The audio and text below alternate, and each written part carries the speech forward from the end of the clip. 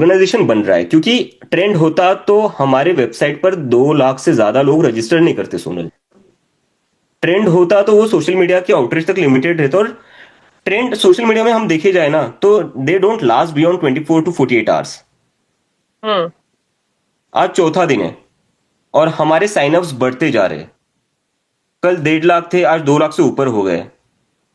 और हमारे कल इंस्टाग्राम पर 20 लाख फॉलोअर्स थे। पिछले 12 घंटे में 10 लाख और बढ़ गए। तो ये बढ़ते जा रहे हैं दिन ब दिन।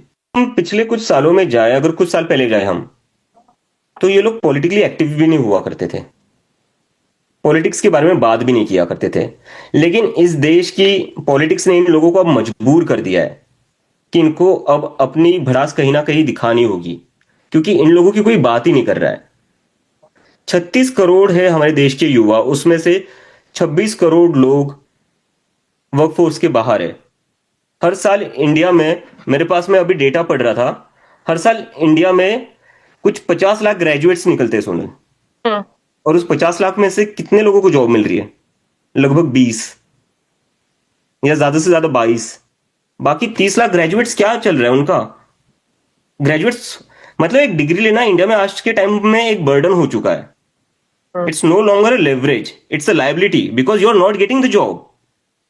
कौन एड्रेस कर रहा है इन चीजों को? कोई एड्रेस कर रहा है? कोई पॉलिटिकल पार्टी इन मुद्दों की बात कर रही है?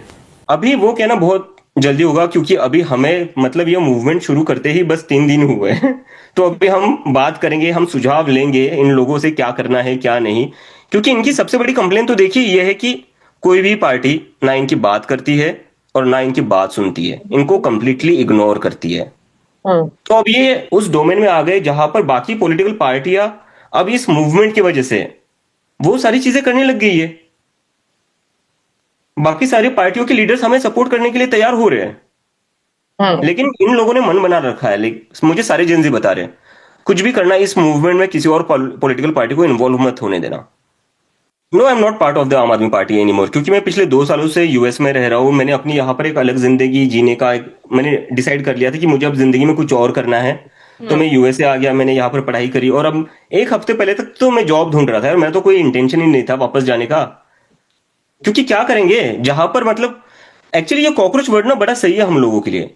कॉकरोच की जैसे तो जिंदगी हो गई है इंडिया में, कीड़े मकोड़ों की तरह रहते हैं लोग। क्या मिल रहा है लोगों को? तो उसी सब चीजों से परेशान होकर मैं भी यूएसए आया था एक बेटर लाइफ के लिए। और एक हफ्ते पहले तक मैं वही सोच रहा था कि अब मैं अलग हो चुका हूं, मुझे कुछ और करना है, मैं यहां जॉब कर लूंगा।